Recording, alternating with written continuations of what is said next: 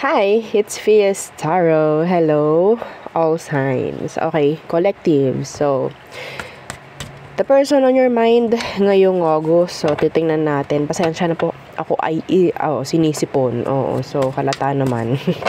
Anyway, magre-read pa rin tayo, syempre.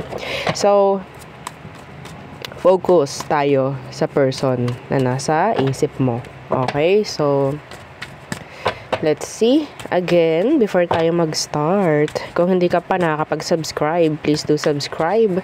And yeah, hit the notification bell. Para lagi po tayo maging updated sa mga mangyayari pa lang. And yes, again, kung meron pong tanong pagdating sa private reading and sa ating mga items, yeah, they're all available. So, dito sila. So, yeah, just message me. Okay, meron tayong protection from evil eye, ring, bracelet and necklace. So, yung bracelet natin is ganito.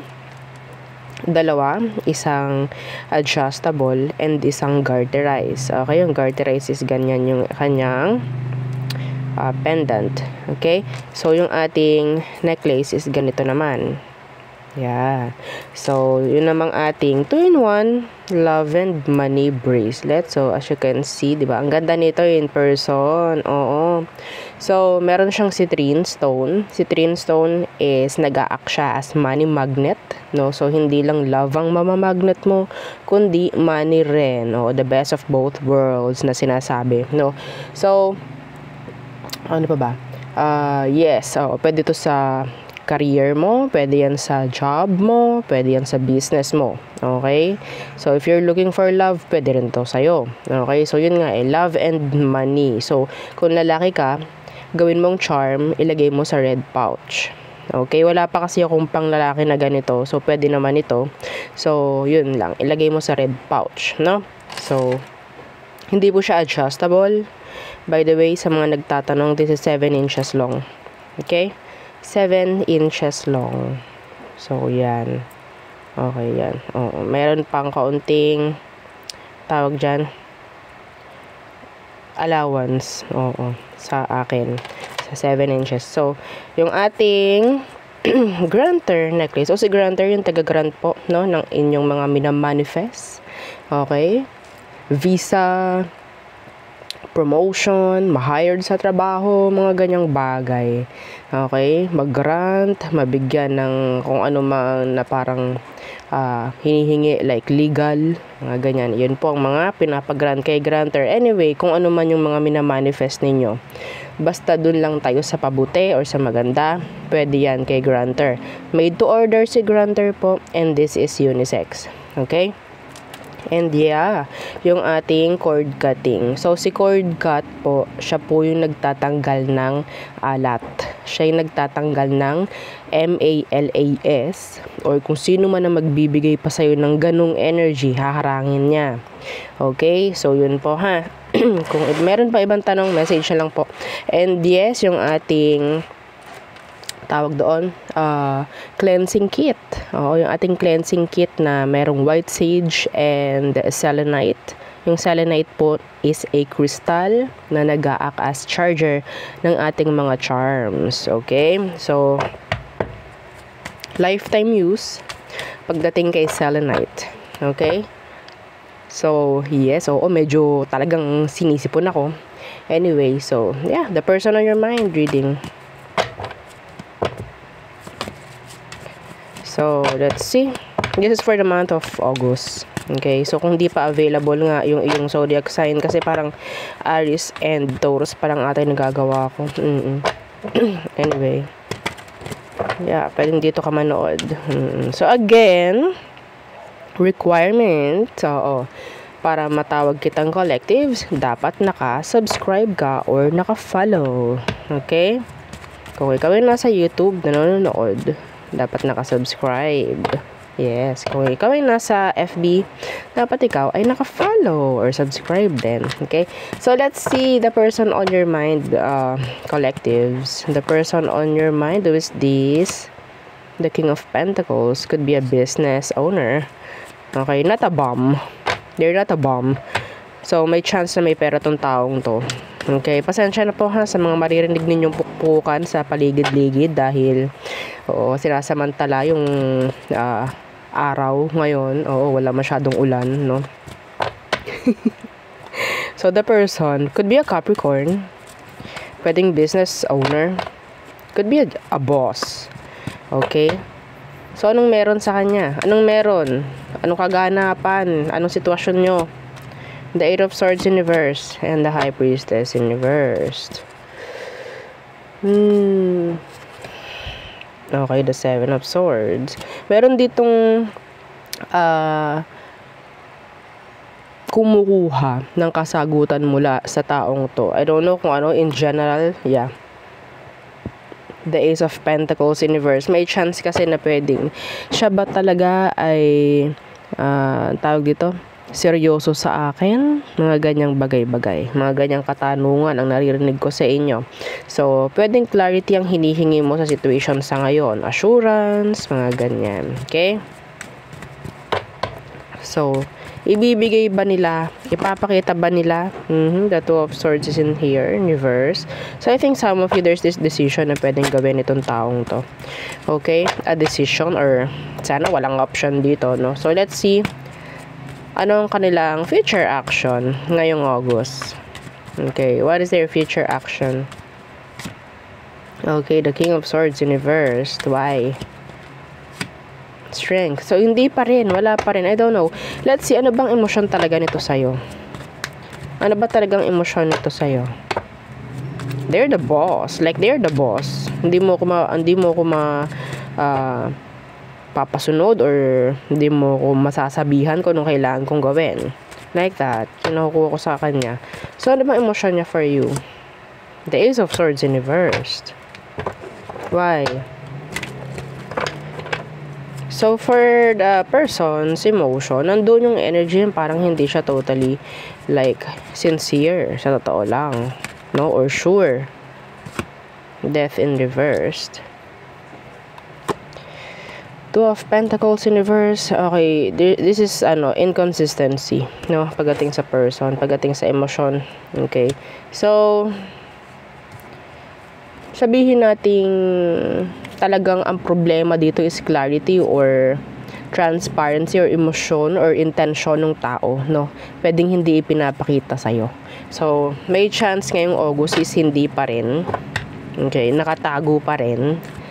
Hindi pa rin masyadong mabibigyang pansin ngayong August. Oo, so what's the outcome? Let's see. The Five of Wands in reverse. And the Hierophant in reverse. Okay, the Queen of Pentacles is here. The Wheel of Fortune. So, ikaw na nakikinig, no? May chance na parang iintindihin mo lang ng iintindihin. I don't know, may chance kasi. See, we have here a pair. So, for me, pwedeng iintindihin mo lang yung tao. Okay? Iintindihin mo lang ng iintindihin hanggang sa mapagod ka. Pero nakuha ko dito, may chance na talagang kaya mong intindihin itong taong to kahit kailan or hanggang forever. Mga ganong bagay. May chance kasi or meron kasi mga dahilan. Could be meron kayong anak. Pwedeng kasal kayo. Mga ganong bagay na nakukuha ko, no? So, parang, yeah, the Wheel of Fortune in reverse, you're stuck with this person, you're stuck with the situation. So, somebody is, sabihin natin, hindi na rin nga totally nagiging responsible partner. So, yeah. Parang, yeah, this is a one-sided connection. A one-sided connection. Pwedeng may anak kayo ng taong to. Pwedeng asawa mo siya eh. No, may pair tayong nakuha. May tendency na parang siya yung nasusunod kasi pwedeng siya yung mayroong naibibigay sa sitwasyon. Oo, parang hindi ka pwedeng magsalita dito kasi ako yung bumubuhay or ako yung may ganap. Ako yung may gawa dito sa connection. Parang ganon. So, unhealthy. Okay, yeah, too unhealthy. Oo, so, medyo toxic, no? Hindi pala medyo, talagang toxic, nakakapagod. Hindi naman dapat lagi na lang ding unawain. Gumawa ka ng sarili mong income, kung kaya mo, mas maganda. Para wala siyang masasabi rin. Okay? Para hindi na lang din ikaw yung parang ang tawag dyan? Nakanganga na lang. Okay? And nakokontrol niya. So, who else? Okay, so sino pa ba? So, this is another energy, another story. So, the person on your mind, again, who is this? Second spread. So, who is this person? Collectives. Who are they? The Lovers Universe. So, may chance na kayo ay separated ngayon. This could be a past person. The Lovers Universe. Okay? Yeah, death. So, may tendency na may nangyaring separation. Okay? Could be a Gemini or a Scorpio. So, anong meron sa sitwasyon? Anong kailangan nung malaman? Anong kailangan nung malaman ngayong kayo ay hiwalay? Anong pinaka-importante na kailangan mong malaman, collectives, ngayong hiwalay kayo? Strength in reverse, you don't need to do effort. You don't need to exert effort here sa ngayon. Okay, why? Why the strength in reverse? The devil, you have to detach from this connection, I think. Okay? And focus more on others. Sabihin natin, be productive, no? Yeah, the judgment is here. Hindi pa kayo tapos. Nako, parang mali yung pagkakasabi ko nung hindi pa kayo tapos. Kasi every time nasasabihin ko yun, mag-expect eh. This is a comeback. Judgment. Another chance. Anong dahilan? Bakit kayo naghiwalay? Tingnan natin. Whoops! The Two of Pentacles. Some of them, they're juggler. They have options. Okay? Pero tingnan natin ano talaga ang dahilan. Anong blockage dito? There's a blockage here. Anong dahilan? Bakit kayo nagkaroon ng separation? The King of Swords. This is lie. Somebody na pwedeng hindi naging tapat sa connection in general. Okay? Yeah. The Ace of Swords in reverse. This is secrets, lies, being deceptive. Okay? Hindi ko nakikita rito yung general. Sabihin natin 100% truth. Okay? Meron ditong secrets. Anyway. Merong hindi naging tapat sa sitwasyon or sa connection. That is why. So, let's see. Tingnan natin, ano ba talagang emosyon nito ngayon sa'yo? Anong emosyon nito ngayon sa'yo? Ngayon kayo ay magkahiwalay. Anong emosyon nito sa'yo? Okay, the Hanged Man in reverse could be a Pisces. The Knight of Pentacles in reverse. Okay. So, andun yung paninindigan ng tao. Andun yung pride, andun yung ego. Itong taong to parang totally walang gustong gawin. Okay? Pagdating sa situation ninyo sa ngayon, pinaninindigan niya kung ano yung mga ginawa niya. Okay? Actually, itong taong to, takot lang talagang ma-reject if ever. Pagdating sa'yo. Takot siyang ma-reject mo. Kaya nandyan yung paninindigan niya. Sabi ko sa'yo, may energy ng pakikipagbalikan dito, the judgment, kanina. Pero mas paninindigan niya yung sitwasyong kayo ay wala kasi ayaw niyang siya yung marireject if ever. The Wheel of Fortune in reverse. Takot siya sa karma. Okay. Takot siya doon. Takot siya. Well, some of them, pwedeng may kakonect na iba sa ngayon. And ayaw niya, nagagawin niya muli yun. Kasi baka mamaya sa kanya naman mangyari. Takot siya sa karma. Anyway.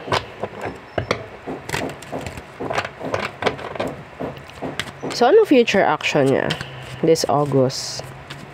Collectives. Anong future action niya sa'yo?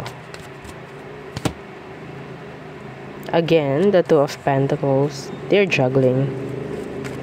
They are juggling. Why? Meron tong gustong gawin. Yeah, makipag-usap. Okay, gustong nitong makipag-usap pero nagdadalawang isip siya. Pwede ngang meron ka connect. Itong taong to sa ngayon, gusto niyang bumalik or makipag-usap sa'yo or trying to reconnect. Ngayong August. We don't need to see their intentions kasi kanya-kanya yon. Okay? So, what is the outcome?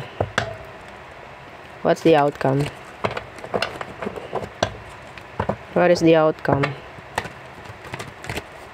Dadalawang isip tong taong tong lumapit sa'yo or gumawa ng hakbang papunta sa'yo. Dadalawang isip siya. Okay? Anong outcome nyo ngayong August? Collectives. I'm hearing Adrian. Letter A. Okay. I don't know sino yun. Anyway. Outcome. The Eight of Pentacles. And the Hierophant in reverse. The Eight of Cups. This is walking away. Focusing. Okay, so ina-advisean ka na mag-focus ka. Maybe sa work mo, studies, if ever, kung ano man yung nandyan sa harap mo ngayon. Okay? And hindi ka ina-advisean na maghintay dito. The Hierophant na naka-reversed. Hindi mo rin kailangan gumawa ng aksyon. Hindi mo kailangan, at narinig mo, gusto niyang mag-reach out.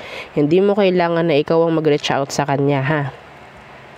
Okay, walang ina-advise na ganun dito. Kasi iba dito, nakakuha ako dito na pwedeng iba sa inyo ang gagawa ng paraan para magkaroon ng reconnection. Hindi po natin kailangan gawin. Okay? Siya, alam niya sa sarili niya na gusto niyang gumawa ng aksyon papunta sa'yo. Siya lang talaga mismo ang nagbibigay ng hadlang or kung anumang dahilan para hindi niya gawin yon. Okay? Ikaw, ang dahilan mo, ito. Okay? Itong reading na to para hindi mo rin gawin yung gusto mong pag-reach out. Kasi iba sa inyo, yes, gustong mag-reach out sa kanya. We have here the Hierophant na naka-reversed. Okay? Hindi mo pwedeng ilagay yung sarili mo sa isang commitment na ganito. Okay? Wala kang commitment pagdating sa kanya sa ngayon. So, bakit ka gagawa ng action? Okay? You have to walk away. At i-release yung sarili mo sa mga stress na ibinibigay ng sitwasyon na to. Okay? So, it's up to them kung mag-reach out ba sila or hindi. Pero yes, nasa plano ng tao na mag-reach out sa'yo. Okay. I don't know kung anong kailangan nyo pag-usapan. So, tayo tumungo sa all signs. Aries through Pisces.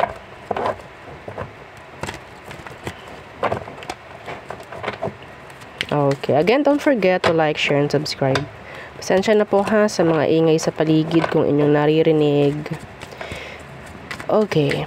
Aries through Pisces for our collectives. This is for the zodiac sign you're dealing with or dealt with. Okay. So, Aries. If you're dealing with an Aries, they're holding back. Okay. They want to tame you. I don't know why. They want to control you. Some of them. This is their ego and pride. Taurus, they miss you. Yeah, they miss you. Gemini, they want to message you pero hindi nila alam kung paano sisimulan. Some of them, they have secrets. Okay. Cancer. Okay, so we have here unfinished business with a Cancerian. So, hindi pa rin totally tapos. I don't know. Some of them, they're wanting a closure. Still wanting a closure from you. So, Leo. Okay. So, they're trying to move on or maybe trying to heal. Some of them, gusto nila na makipag-ayos. Virgo. Okay. They want to reach out. They want to communicate. Libra. Focusing on their work, on their career, money, being guarded. Scorpio. They're an overthinker. They're overthinking. Okay, so still the unfinished business nandyan. Some of them, they're still losing sleep over this, over you. Sagittarius, they're a player. They're manipulator. Okay, Capricorn. So, si Capricorn, they have interest. Or maybe they're interested sa'yo nga. Okay. So, focusing on themselves muna. Parang ganyan. Itong si Capricorn. Okay. So, pwedeng ang kanyang attention is puro sa pera nga lang muna sa ngayon. So, si Aqua, ayaw nila ng another chance with you. It's like, I want ng ending of a cycle. Parang ganyan. I want ending of a cycle. Parang ganyan. So, Pisces, feeling the missed opportunity with you. Yeah, a missed opportunity with a Pisces. Okay, some of them, they're still open for conversation or open pagdating sa pag-express. Oo. Okay? I don't know. Some of these Pisces, gusto nila ng new beginning with you. Pero, I don't know kung bakit hindi nangyayari. Okay? So, there. Yun ang aking reading for you, collectives. Again, please don't forget to like, share, and subscribe, and follow our FB page, and yung atin pong second YouTube channel na nasa description box below. Yeah? Don't forget. Yeah, thank you again. Goodbye.